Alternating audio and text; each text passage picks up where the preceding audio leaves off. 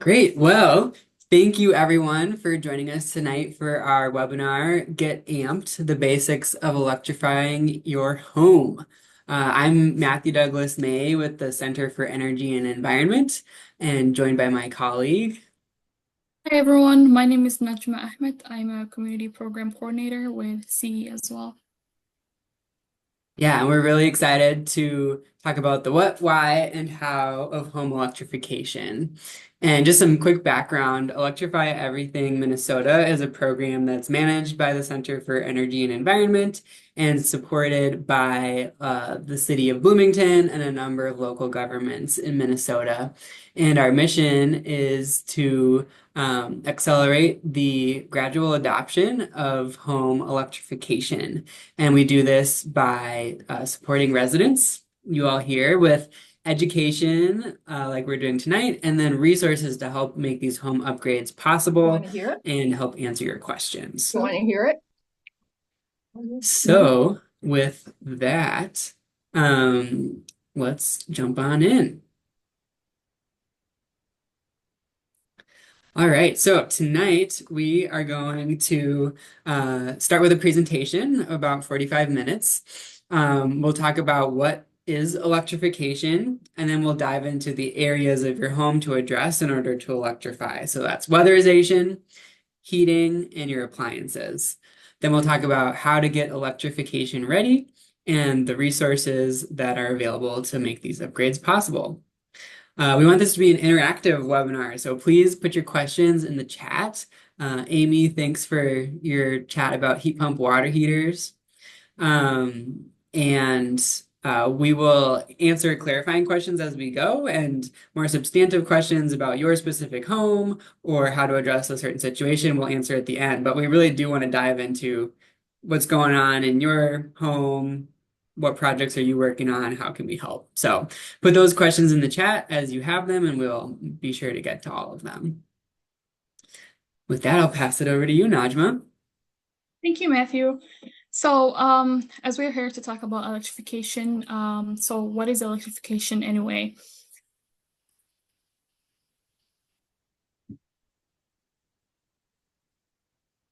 Electrification is replacing fossil gas, aka natural gas, with equipment and appliances with electronically powered options. So basically, we're moving from gas to electronically powered appliances. So that would include boilers, gas powered furnaces. We're talking about water heaters and things like that. Electrify Everything Minnesota program is a program that aims to support the gradual electrification of single-family homes to promote resident health and climate sustainability through education, as Matthew mentioned, just like this webinar, one-on-one support, financial resources, and contractors. We emphasize on gradual electrification because these projects are very big. They might also cost a lot of money, and so oftentimes residents phase them out into whether completing in months or years. So if you choose to go through this process of electrifying your home, we're here to support you.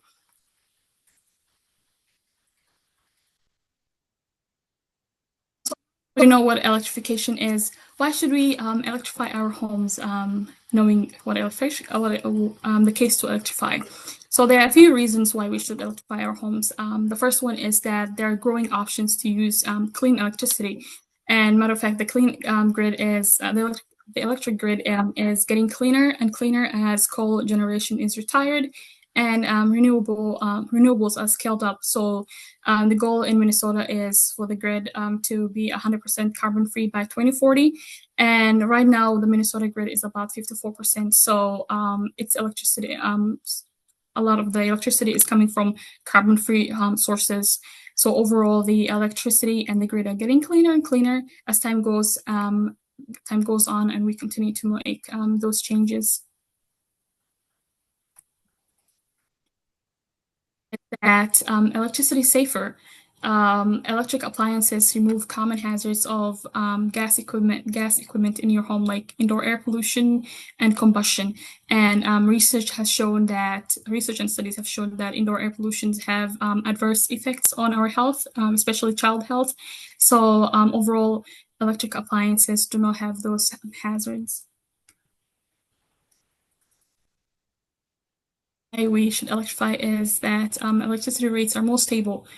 Historically, electricity rates grow at an incremental pace, while fossil fuel prices have had more fluctuations. And one of the reasons is because the electricity prices are regulated by the state public utility commissions, so they have to increases in electricity rates, and that kind of mitigates the increase in those prices. Whereas fossil fuels or natural gas prices are based on supply and demand, global markets, and other events. So, in general, electricity rates are more stable, and that's one of the reasons why we should electrify. Reason why we should electrify is that electrifying our homes makes a difference for the health of people and the planet. Earlier, I mentioned the health impacts of gas and how electrifying our homes is the best solution for our overall health. But another reason is it's also beneficial for the planet. So, climate change and negative environmental outcomes from human activity is really big at the moment. So we can take part in contributing positively to helping our planet and environment by transitioning our homes away from gas equipment to electric. So now that we know what is electrification, why we should electrify our homes, there's one challenge. Electrification can be confusing. There are a lot of questions homeowners encounter when considering how to electrify their homes. And some of these questions are, how do I decide which projects to pursue? Earlier, I said these projects are really big and they can be pricey. So which one do you decide to start with first?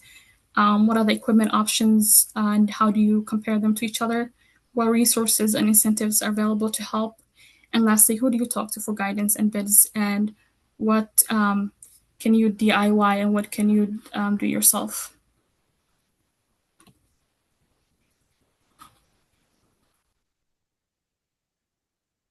Find my mouse.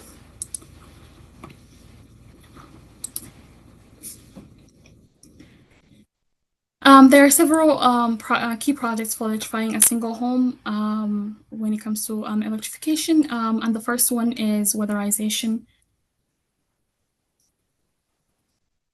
So, what is weatherization?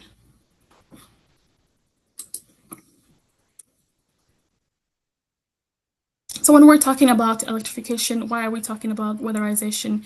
And the big reason is that the average home in Minnesota, 72% of all the energy used in an average home in Minnesota goes towards heating. And that's because we have really cold winters in Minnesota. So it takes a lot of our energy to heat up our homes.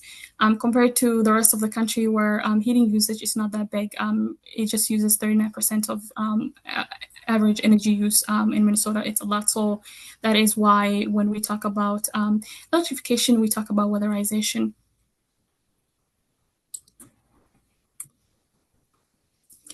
But when we are talking about how to save energy and boost sustainability in our homes, there are two main questions. The first one is how much heat do our homes need, and how are we providing that heat? And weatherization answers the first question.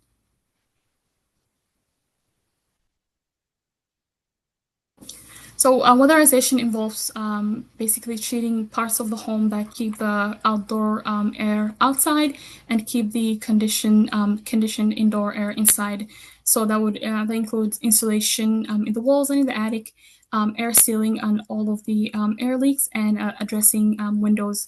So weatherization makes electrification is beneficial because it makes electrification easier and more effective.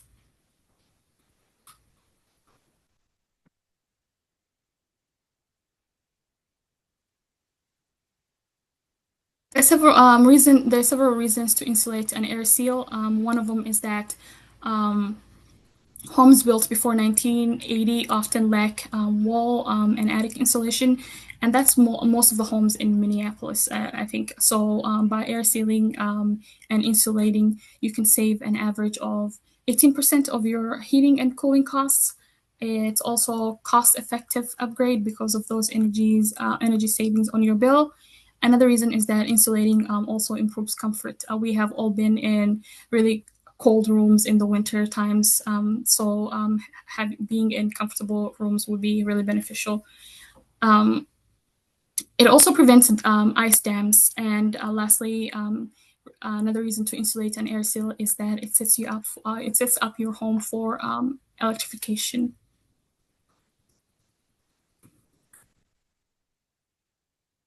Now that we talked about insulation, what is air sealing? Air sealing is refers to sealing up all the little cracks and gaps and nooks in your home so the heat is not escaping. And some common air leak places in your home would include the attic hatches, the little spaces between lighting vents. We'll talk about vents and chimneys, rim joists in the basement.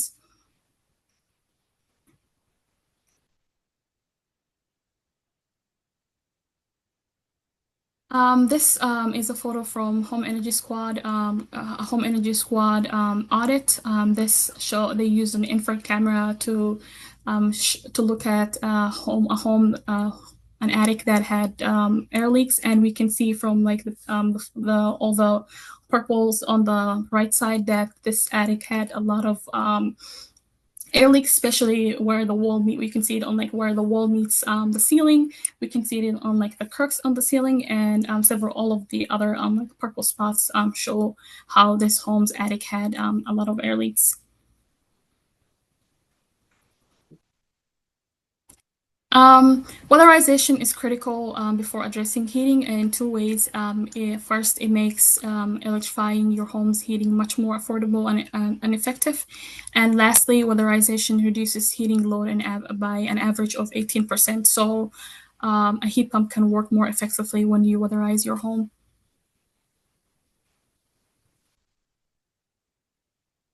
There are a lot of insulation and a lot of incentives for insulation and air sealing, and the typical upfront cost is between 7,000 and 14,000. And some of these incentives are the utility ones. So Centerpoint and Excel Energy both provide up to 3,000 in rebates. There's the 25C tax credit that is expiring that's expiring December of this year. So if you're thinking of starting a project, we advise that you take advantage of this. There's the IRA rebates that will be starting next year. It's expected next year. And then lastly, there is the depending on the city's rebates. So you have to check depending what city you are. And lastly, there is the state of Minnesota loans, which which is not dependent on income limit. And you can find these on our website. I see that Matthew just provided the link, so you can check our website. And also, we'll be sending out these slides. So if you're trying to take notes and I'm going really fast, I'll be sharing these slides after the presentation.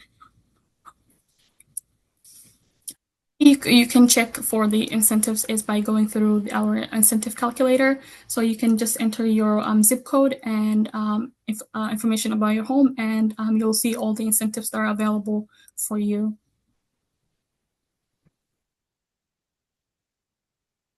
And yeah, I'll pass it off to Matthew to talk about the next component of electrification, which is heating. So Matthew, take it away. Thanks, Najma. All right, so as Najma said, weatherization reduces how much energy your home needs to stay warm. Next question is, how do we do that? Next slide. So how are we providing the heat? Next slide.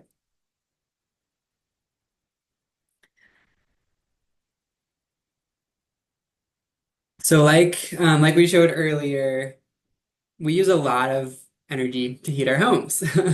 After home heating, hot water is the next biggest category. But when we're talking about reducing our carbon emissions for our homes, the heating system is by far the most impactful. It's the way you can reduce, as you see here, close to 72% of your home's emissions.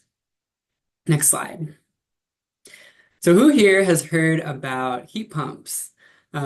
Raise your hand, on your camera or virtually give me a thumbs up if you've heard of heat pumps.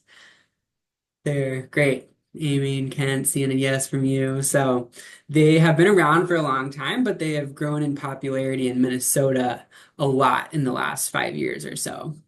Next slide. So a heat pump moves heat through refrigerant like a two-way air conditioner. So on the left here, in the summertime, your heat pump will work exactly like an air conditioner. It'll be moving heat that is inside your home and putting it outside the home. In the wintertime, it does the opposite. It moves heat from the outdoor air into your home, and it can do this even when it's really cold outside. So this is the power of this technology is that it's moving heat rather than creating it. So it's about 3 times more efficient than traditional heating systems. Next slide. Another big benefit of air source heat pumps is that they are really flexible. They can be installed in almost any existing home with any existing HVAC setup. So there are two options, ducted versus and ductless. So this example on the slide here is the ducted system. So what this looks like is your central air conditioner box on the outside of your home is replaced with the heat pump. And then refrigerant lines run into your air handler where your furnace is currently.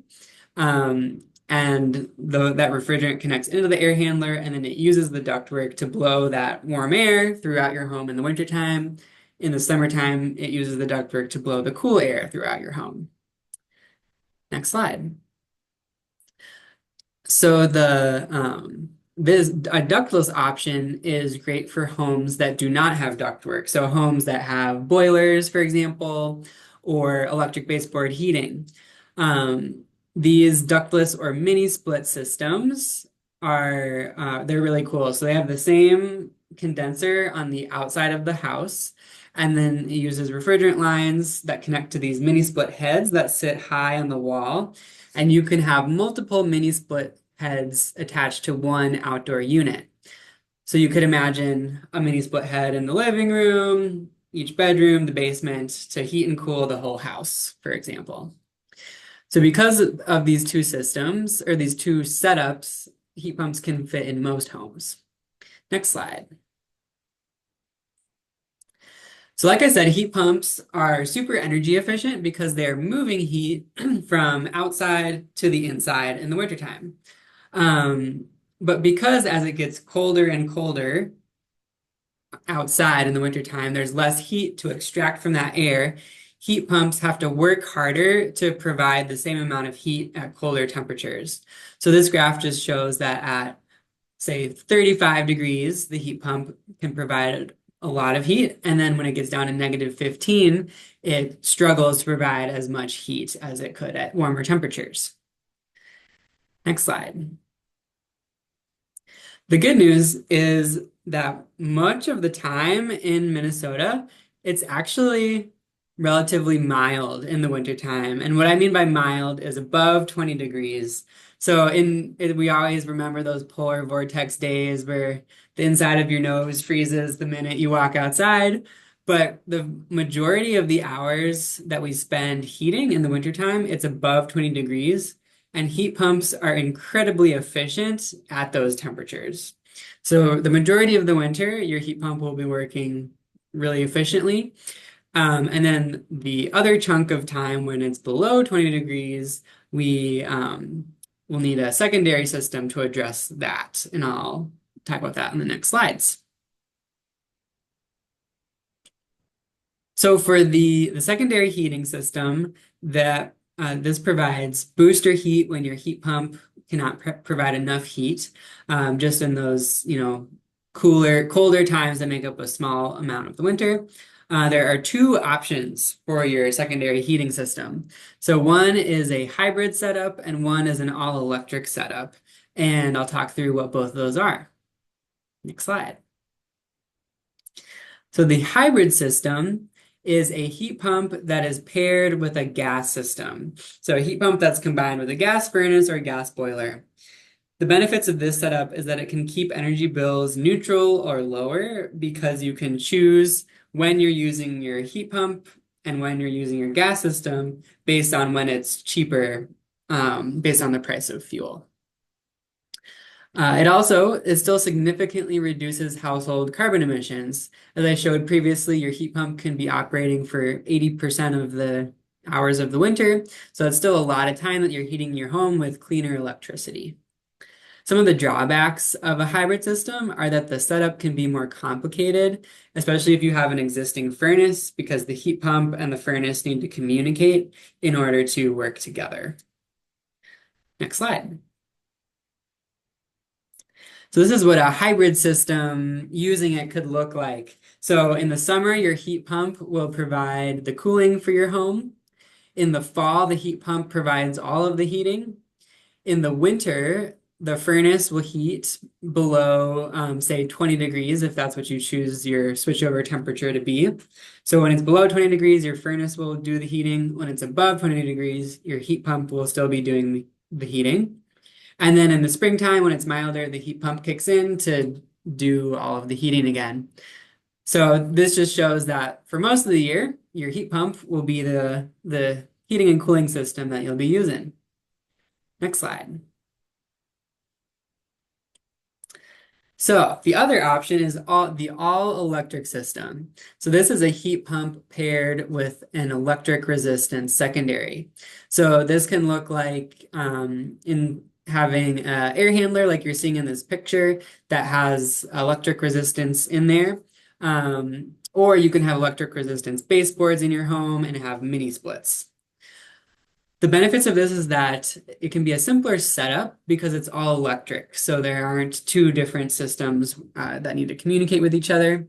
And the big benefit here is that it maximizes your household carbon emission reductions.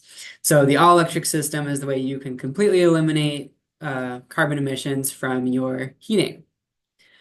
Some of the drawbacks of an all-electric system are that winter heating bills can be more expensive. That's because electricity rates are higher than natural gas per unit of energy.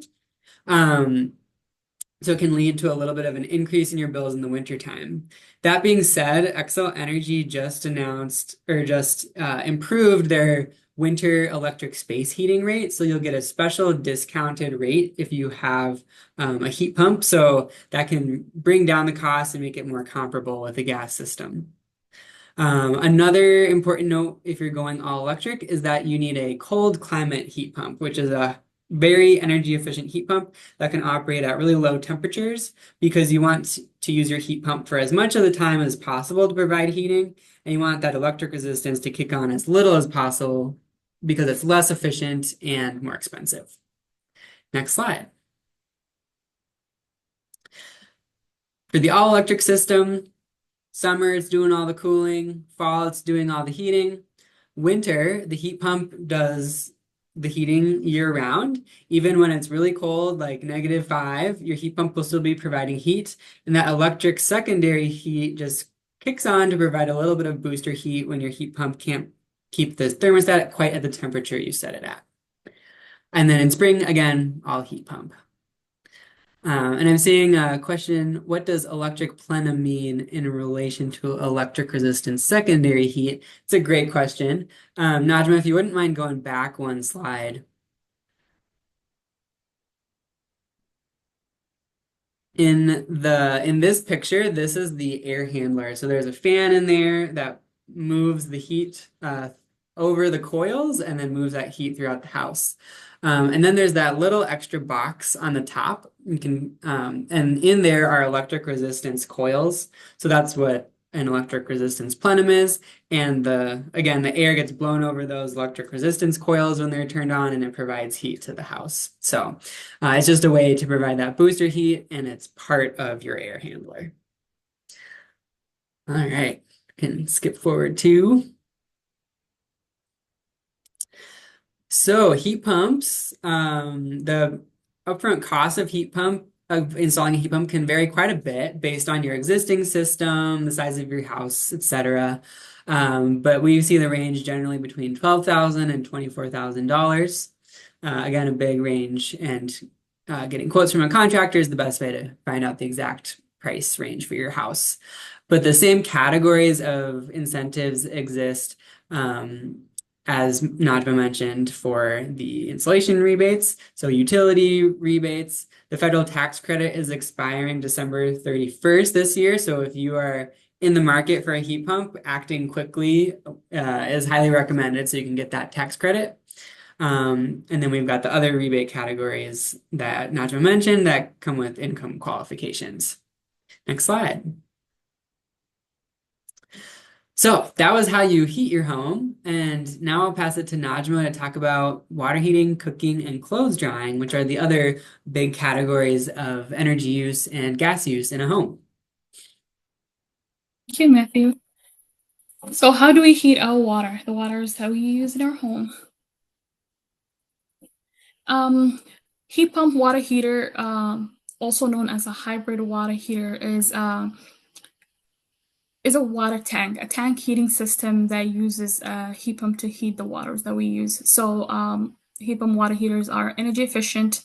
They're 3 times more energy efficient than the standard electric tanks. They're also very much safer than gas. Oh, and also they're safer than gas because they don't have any of the risks of the combustion of gas into like your home. So how does the heat pump water heater work? It works in different stages. So first, the heat pump part of a heat pump water heater is at the top of the tank. The cold water goes in, and so the heat pump extracts heat from the air surrounding the tank, and then puts it into the water. So that heat that has been extracted from the surrounding area then heats up the water, the cold water that went in earlier. So step 3, the water is heated by the heat pump, and then there's also electric resistance elements inside it that can provide a booster heat if there's high need. And then lastly, the final step is the heated water goes out to the house for you to shower or do whatever with, and then lastly, dry cooler air is discharged from the heat pump, and this is a dry cooler air because the heat has been extracted out of it already. There's a lot of savings with heat pump water heaters. So compared to electric water heaters, heat pump water heaters can save you anywhere from $300 to $500 a year annually, which is a big deal. And it's because heat pump water heaters are so much more efficient than the traditional electric resistance. And compared to a standard gas water heater, a heat pump water heater, with a heat pump water heater, you can expect to break even on the energy costs. So you'll be able to save up to $175 annually.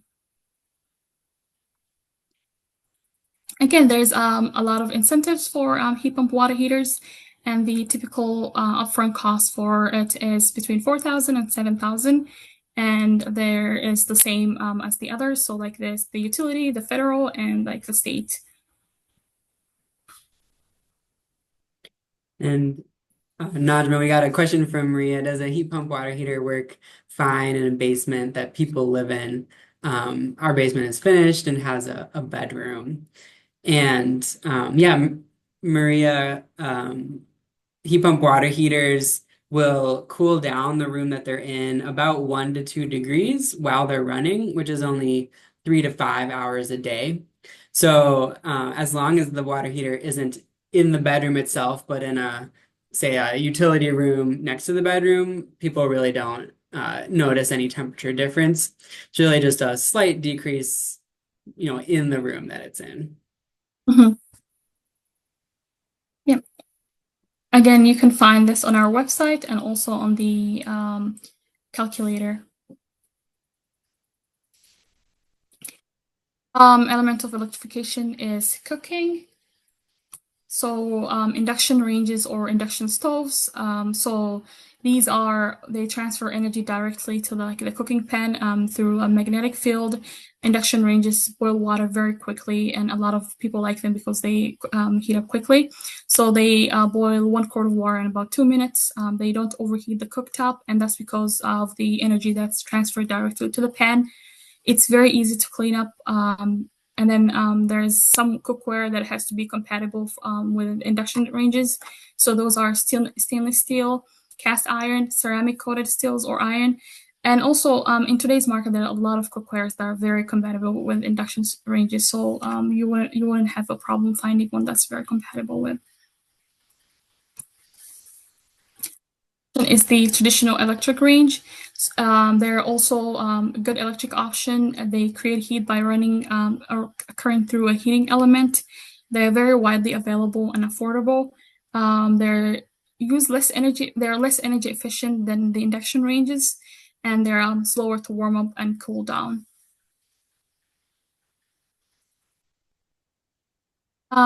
Thinking about safety and indoor air pollution, one big reason a lot of people are switching to electric cooking is because of the health benefits. Earlier, I talked about the study that found indoor air pollution and how it has adverse effects on our health, especially child health. So, children living in household with gas ranges are over 40% more likely to have asthma and other health issues because gas stoves release pollutants and they may also leak even when they are off. So, so choosing an electric range is very safer, and electric cooking does not have a lot of these issues that the gas ones do. There are fewer incentives for induction ranges, but the typical upfront cost is between 1,000 and 4,000, and yeah, there is the federal that's expected next year and the city rebates.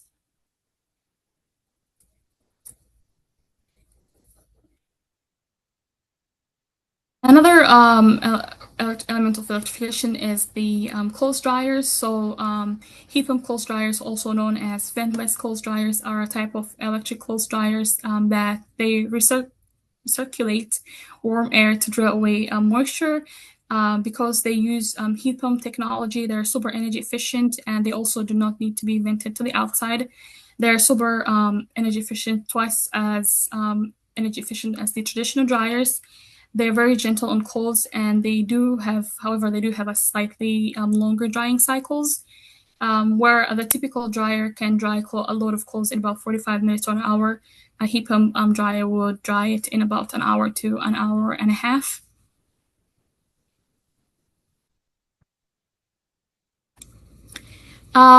Electric resistance dryers are another option. So these use heat from electric coils. They dry clothes quickly as well. However, they need venting to the outside. They're widely available and affordable to buy, and they use twice more it uses 2 times more electricity than a heat pump dryer would. Again, with clothes dryers, just like cooking, they have fewer incentives, and the typical upfront cost is between 1,000 and 1,700. Now that I talked about the appliances, I'm going to pass it off to Matthew to talk about how you can get your home ready for electrification and the next steps following it. So Matthew, take it away. Great. Thanks, Najma. And yeah, Amy's seen a couple questions. Do heat pump clothes dryers need a condensate drain? And yes, because they are condensing the water that's in the clothes. They either need a drain or they have a drain pan in the bottom that you can empty after each load. So it doesn't necessarily need to be next to a drain. And then Keith, your questions on the next slide, and then electric resistance dryers, Amy, that's just, yeah, your standard electric dryer that you've heard of your entire life. All right, next slide. So to get electrification ready, your electrical system is important. So common upgrades in older homes, these are homes, built before 2000, and it can really vary by home. But common upgrades are upgrading your service panel, and in some cases, for really old homes, upgrading your wiring. But for the service panel, if you have a 60 amp panel, it's likely you'll need to upsize your panel to fully electrify. If you have a 100 amp panel, which is pretty common, it's possible that you can electrify your home without a panel upgrade. but in some cases you may need to upgrade it. So it's good to consult an electrician if you've got a 100 amp panel. And then if you have 150 amps or higher, upsizing is really unlikely if you're installing the technologies we've listed today. If you've got something else like a pool or another big electric user, may be a different case, but for most folks, 150 to 200 is plenty. And a quick tip for finding how many amps your current panel is on the whole house shut off switch, which is that like top black box in this image here. On the end of that knob, it usually says how many amps it is. So that's a good place to start to figure out your panel's capacity. Next slide.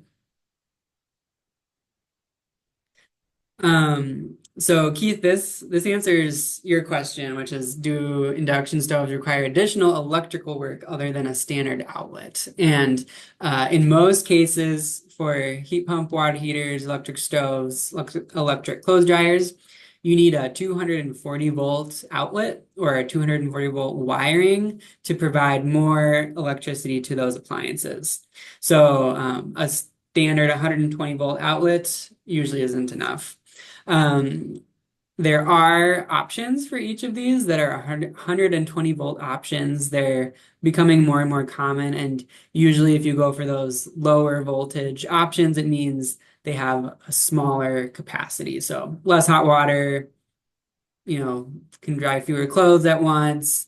And then for stoves, there aren't as many good options. So if you want more of a one-for-one replacement with what you have now, a 240 volt system is what you'll need. And working with an electrician to run that new wiring, say to your kitchen or where your water heater is, will be a part of the process. So yeah, and then on the next slide, there are incentives available for these electrical upgrades, which are usually not the exciting part of these upgrades, but they are very important. So for electrical panel upgrades, Excel has a really solid rebate. The tax credit that'll be expiring is available as well. And then there are some federal and state rebates expected next year. And then for electrical wiring, there are just expected rebates next year that come with income qualifications.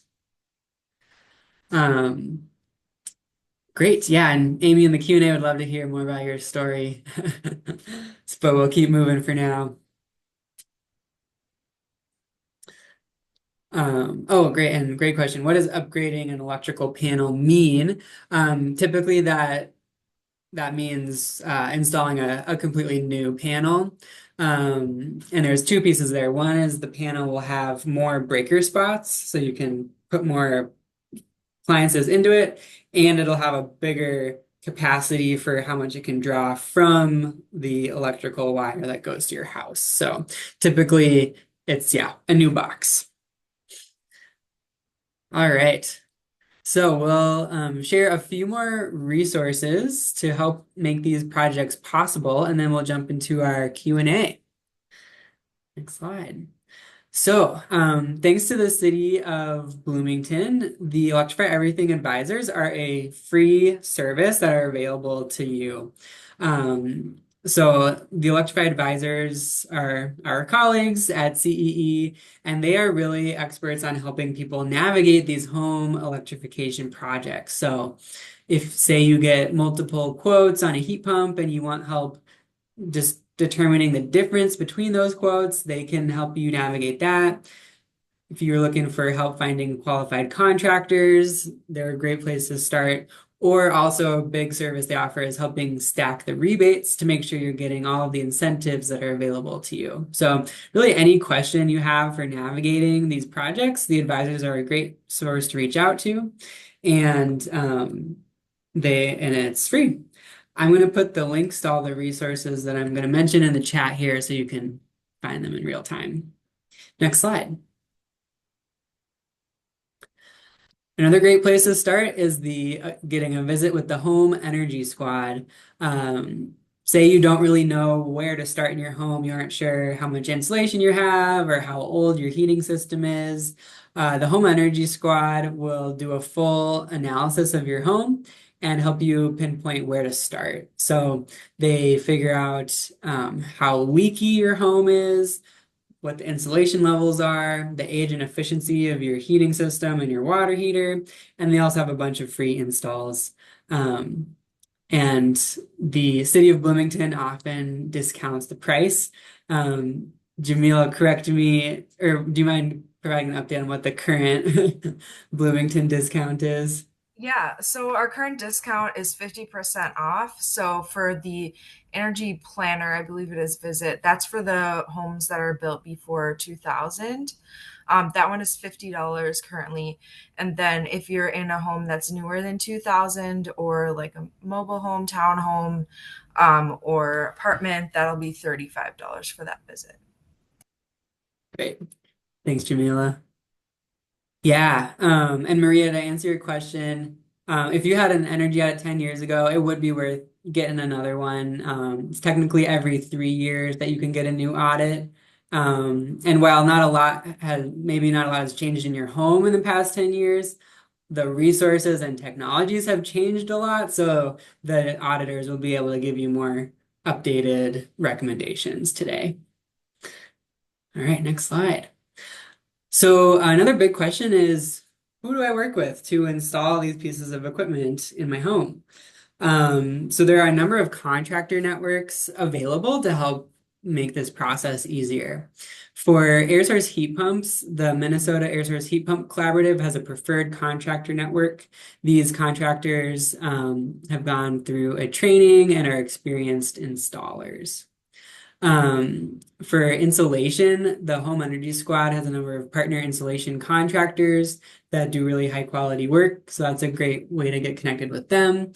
And then for heat pump water heaters, we created the heat pump water heater installer network through Electrify Everything Minnesota. This is similar to the air source heat pump network.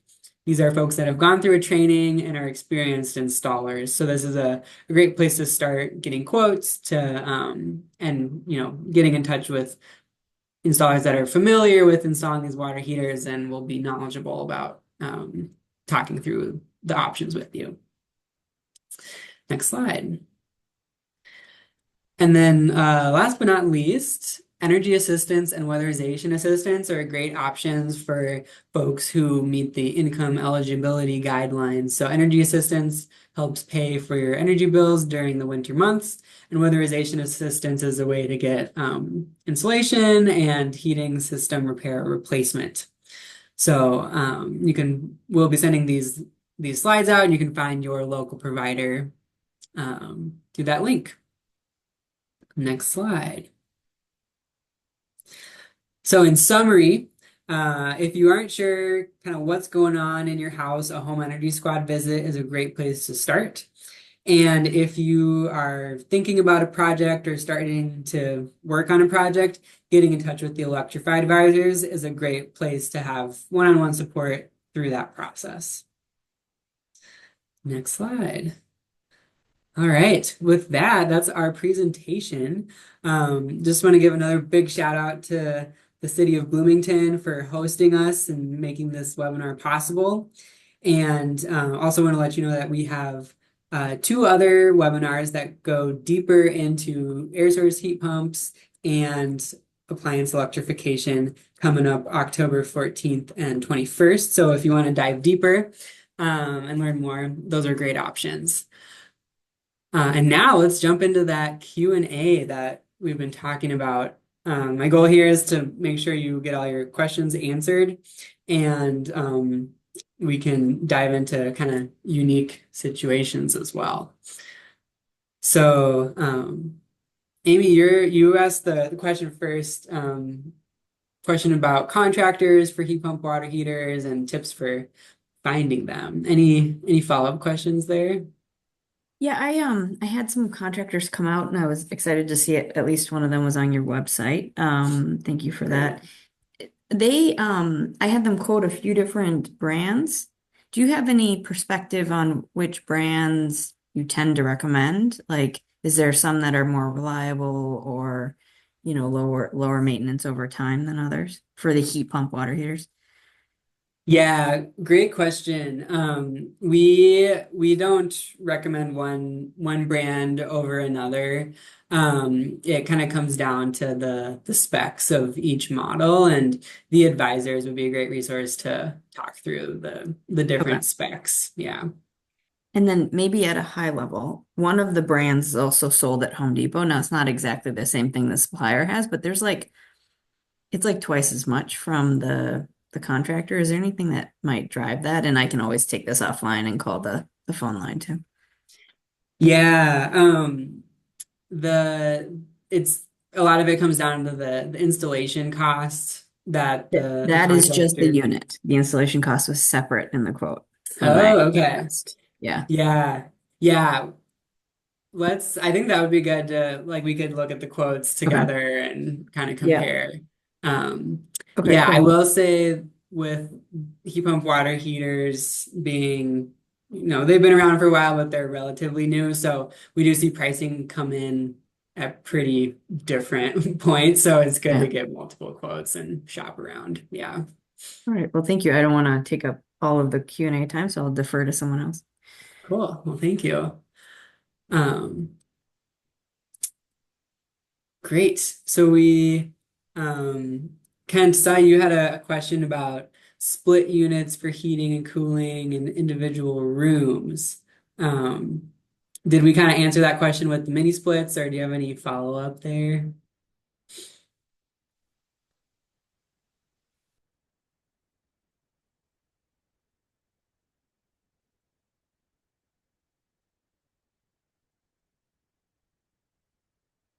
Here? Um, Chris, your question about solar gardens. So, yeah, our program focuses mostly on what's going on inside your home, the appliances that are using the electricity, but how you get that electricity is important too. The grid is getting cleaner and cleaner, but you can go 100% renewable right now with a community solar garden subscription or rooftop. So as far as carbon emissions go, that community solar garden achieves the same benefit as rooftop solar. So really it comes down to the economics of installing rooftop solar if you think you'll get that return on investment. And that is really changing all the time with tax credits that are expiring this year, the price of systems. So we've got some resources on our website and that link to CERTs or the Clean Energy Resource Teams. They're a great place to go to for solar installation resources. So yeah, let me know if you've got more questions there. I have a related question Yeah. about the incentives or whatever tax credits. I signed up for a solar garden kind of a long time ago, and there was a deal with the Minnesota legislature that I got a reduced rate for all my electric. So it was really a good incentive. Has that all gone away, or I know they were talking about it, but I don't know what happened. Yeah, and do you have Xcel Energy for your Yeah. electric provider? Okay. And do you heat your home with electricity currently? I have two split duct units and a gas boiler.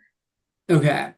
Yeah, so as long as your heat pumps provide 50% of the heating in your home, you qualify for that Xcel Energy electric space heating rate that I mentioned.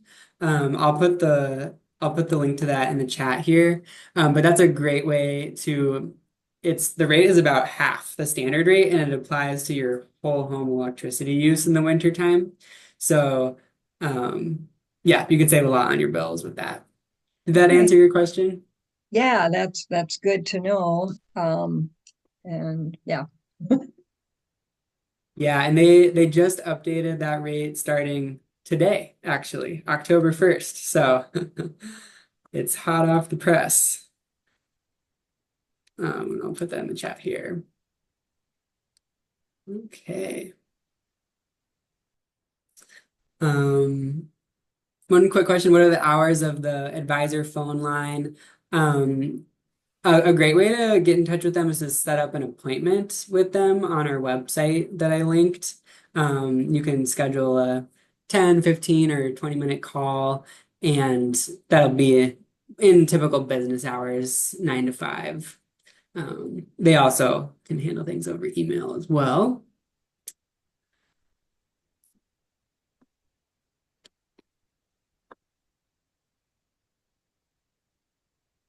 And then let's see. Um, yeah, Chris, Home Depot is famous for having a cheaper model of similar products, tend to be less expensive, well, less long lasting. Yeah, I think again that'd be a good opportunity to compare the specs between what was quoted out. No, I totally agree. It's Yeah. like $2,000 difference. And so I'm wondering if it's $2,000 worth of quality. Like that's just a Hmm. chunk of change. It's just I find it hard to believe that it's that much better. Yeah, absolutely. And I do think shopping around with different Yeah. contractors, you might find a better price too. Yeah, I think I'm gonna do that. So, Yeah. yeah.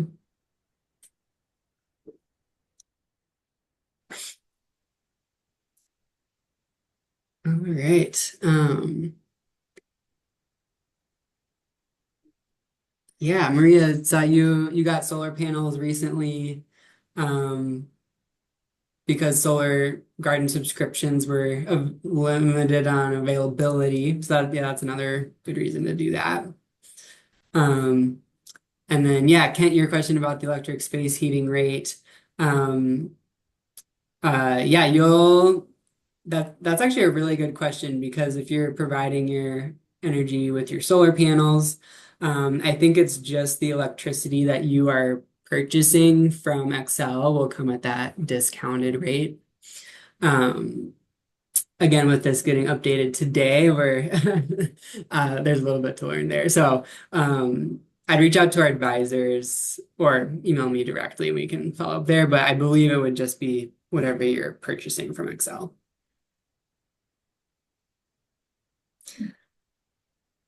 So, yeah, any other questions, or is anybody thinking about a project that you want to talk about, or yeah, shout it out. Well, I did an energy audit and I haven't, I don't think I've implemented anything other than a few ceiling things from them because one of the issues I'm having with insulating my home as well as a stucco home. And on the inside, I mean, I have a lot of windows and I have a lot of tile work. And it's like inside, go from the outside, then, you have to fix your stucco. If you go from the inside, to me, it's not going to be feasible to do it from the inside because of the tile and how many windows and everything I have and Mhm. appliances. So I just don't know. I guess that's a big dilemma for me. I would love to do it, but you talk about it as the first step if you really want to electrify. Yeah, that is really tricky. As you're mentioning, the way you insulate an empty wall cavity is you drill a little 2-inch hole in each stud bay, put a hose in there, blow in the insulation so it dense packs the cavity. But the choice you have is do you go from the outside through the stucco or from the inside through the wall and whatever in there. So I used to do home energy audits and it's a tough decision. Some contractors are quite good at patching the stucco on the outside to try to match the texture. And then, um, if you were to repaint the house, it can be pretty well hidden. You still might see it if you look closely, but that, again, is quite a bit of work for the visuals, but typically people go from the outside because of what you described Yeah. on the But inside. it was good to have the audit and kind of see the what they lay out for you and where to start. I did decide to get rid of my gas stove, and now I have a wonderful induction unit that Awesome. I totally highly recommend induction stove ranges. I That's was great to hear. hesitant, but it's just a cat's meow. Yeah, I just got a new induction stove too for the same reasons, and I am excited that my kiddo can like cook now, like very, very much more safe than that gas. Kind of, it felt like the gas would almost blow into my face when I was trying to see if it was lit.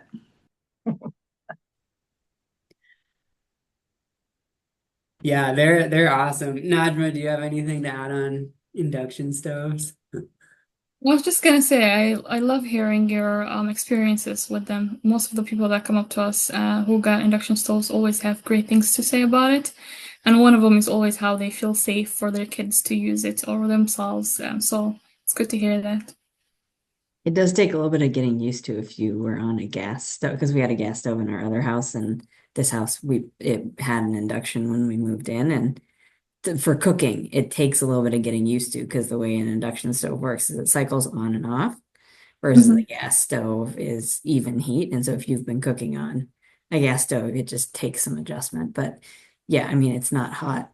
You don't have to worry about anything like spilling onto like you can wipe everything up immediately and it doesn't like cook on like it would Mhm. with other electric stoves or the gas. So that's really nice from a cleanup standpoint. It's super easy, and then it does boil or, you know, heat up very, very quickly.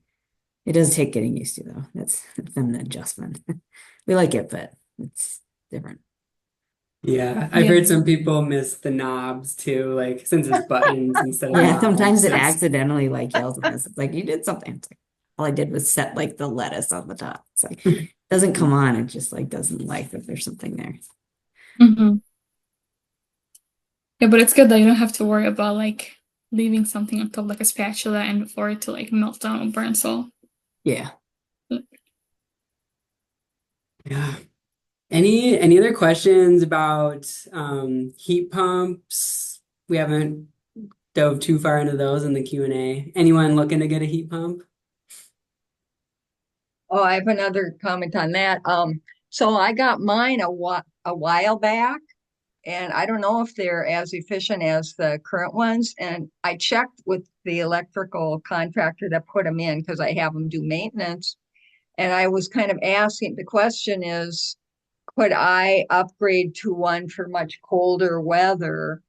And, I have one that has like three inputs into the house and one that just has one.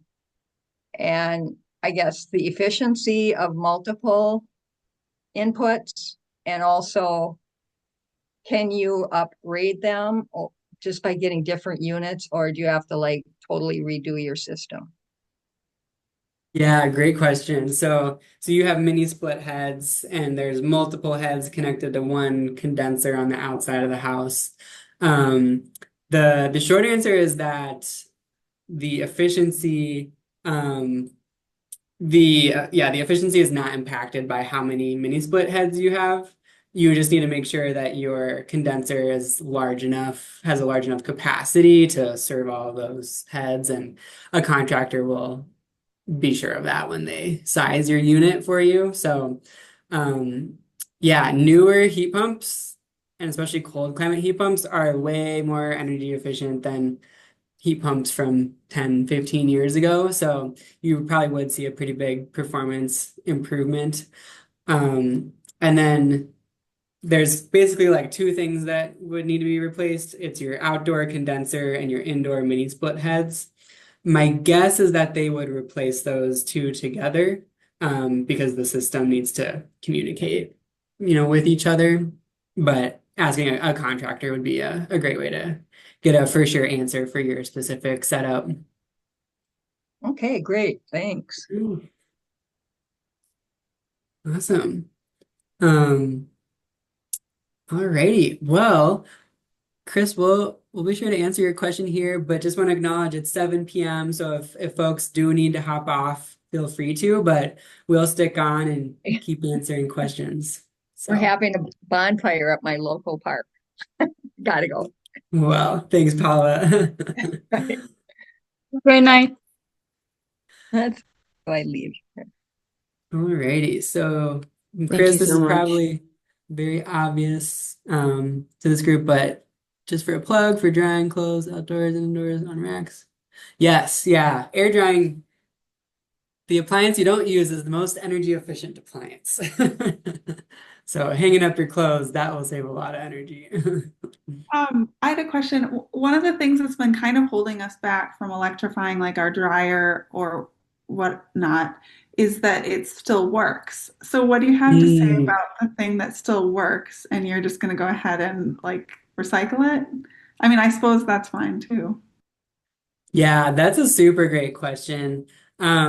Typically we recommend replacing something at the end of its life. So usually we're talking with folks where it's like their water heater's 10 years old. Most water heaters last 10 to 12 years, so it's time to make that upgrade. It is better to replace something, especially water heaters and heat pumps, before they break completely, because if it's an emergency replacement, you probably won't get what you want. You'll just kind of have to go with what's on the truck a lot of times. Yeah. Okay, Um, that's motivating. Thanks. yeah. So yeah, it's a gradual process. And yeah, it really kind of comes down to personal choice in that regard.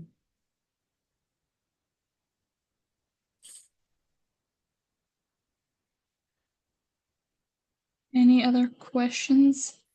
I think Matthew, you answered all the questions in the chat, but again, we'll be sending out these slides and the resources after the presentation.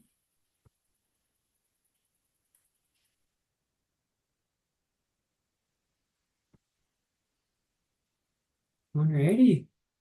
Well, thanks so much, everyone.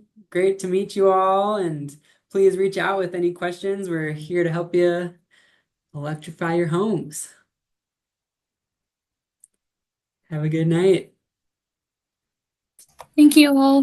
Well, Have a great night.